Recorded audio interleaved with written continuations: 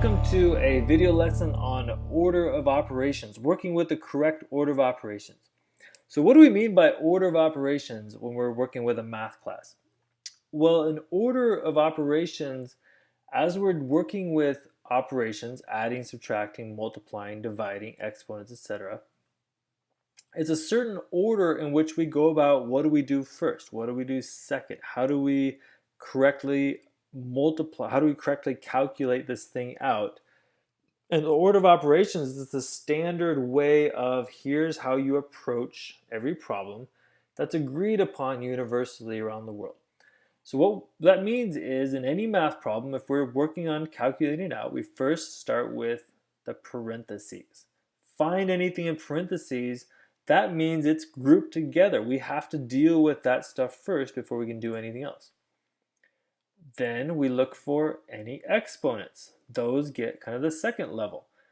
Exponents have to be dealt with next. From there, then we can do any multiplication or division from left to right. And finally, at the very end, we do any adding or subtracting from left to right as well. So we're going to do an example problem here and just hit on these. You may have also be familiar with PEMDAS. It's just a nice little acronym to help you remember parentheses, exponents, multiplication, division, addition, subtraction, all the way through PEMDAS. All right, so let's do this problem right here. We've got 10 minus 3 times, in parentheses, 5 minus 9 squared plus 6 times negative 2. So what do we need to do first, second, etc., etc.? Well, first I gotta look for any parentheses, any grouping symbols, and see if I can simplify what's inside. So I'm seeing a parentheses here with the negative 2, but I can't simplify anything inside that negative 2. So that's good there. However, in this parentheses, I can simplify 5 minus 9 and turn that into negative 4. So now my problem, I've got 10 minus 3 times negative 4 squared. I still have everything else, haven't done anything else yet. All I did was check my parentheses and make sure they're good. So parentheses, check. All right, now let's look for exponents. I have one exponent in this problem, that's this 2 right there.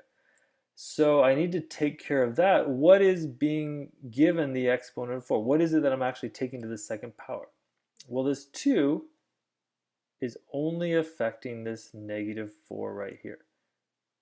So what is negative 4 to the second power? Well, that's negative 4 times negative 4 turns into positive 16. Okay, so we just dealt with that. Now I've got 10 minus 3 times 16 plus 6 times negative 2. And exponents, check. We've taken care of those. All right, moving on to the order of operations, now I can do multiplication and division from left to right. So I'm going to start from the very left. I got 10 minus 3 times 16. There's my first multiplication. 3 times 16 is going to be 48. Plus, so I don't do that, plus 6 times negative 2. 6 times negative 2, there's a multiplication, so that's going to be negative 12. So now we have 10 minus 48 plus 6 times negative 12. Now that that's all done, multiplication, there's no more left. Now I can go through and I can add and subtract. So we've got 10 minus 48. Again, I got to go from left to right. So 10 minus 48 is going to be negative 38. I still have plus negative 12. Negative 38 plus negative 12 is going to be equal to negative 50.